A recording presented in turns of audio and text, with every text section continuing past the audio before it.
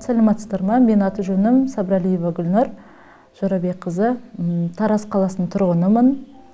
Отбасын құрғанмын.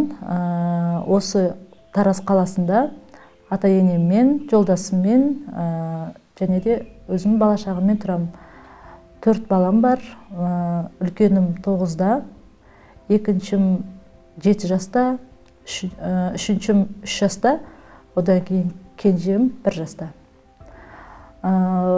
Осы ламифаренді қабылдаған себебім, осы 4-ші қызыма жүкті болған кезде менде анемия болды. Сосын енді былай айтқанда нелерім көп болды, шағымдарым көп болды. Оның үстіне жаңағы прививка салған едім, мен оны білген жоқпын жүкті екенімді. Сосын жаңағы угроза болдым жүктілікке байланысты. Сосын осы ламифаренге хабарласып едім, маған айтты, 8 аптадан бастап ішуге болады деді. Жүкті кезде бола береді деді, 8 аптадан. Мен ол кезде бірақ 6 аптама сондай едімін. Кейін 2 апта күтіп, 2 аптадан кейін хабарластым. Хабарласқанда маған 8 апта болған кезде ламифаренді жеткізіп берді. Сөйтіп іштім, ішіп болғаннан кейін нәтижесін көрдім.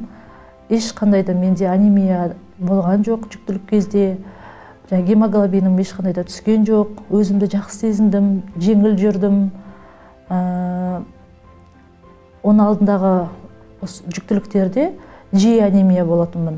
Көбінесе давлением түсіп кететін, жаңағы гемоглобин түсіп кететін, өзімді жаңағы басым жиі ауырып сөйтіп жүретінмін. Бірақ осыны қалай ішкен кезде маған өзіме қатты ұнады. Сол нәтижесін көріп, одан кейін босанғаннан кейін қызым 1 ай болғанда ма, тағы да екінші курсын алып іштім. Жақсы, қазір Құдайға шүкір, ешқандай да пандемияға байланысты ешқандай да грипп те болған жоқпын. Ешқандай да жаңағыдай жөтел, тұмау, ешқандай да ауырған жоқпын.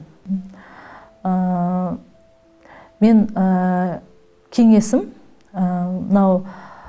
ламифаренді алған, ішіп қабылдаған адам ретінде кеңесім, ламифаренді ішсеңіздер, мысалы, жүкті болсаңыздар да, жаңадан босанған адамдарыңызға да, мен ойлаймын, жаңағы кішкентай 1 жастағы қызым сүт арқылы барды ма, ол қызымның да денсаулығы жақсы болып туылды.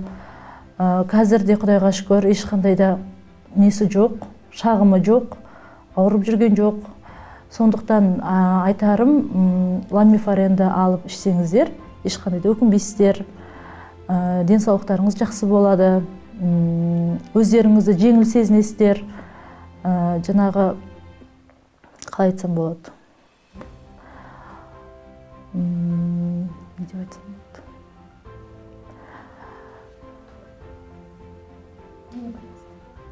Мысалы, болады ғой, адамда шаршаңқы болып жүресің, басың ауырады, сергек, өзіңді сергек сезінесің.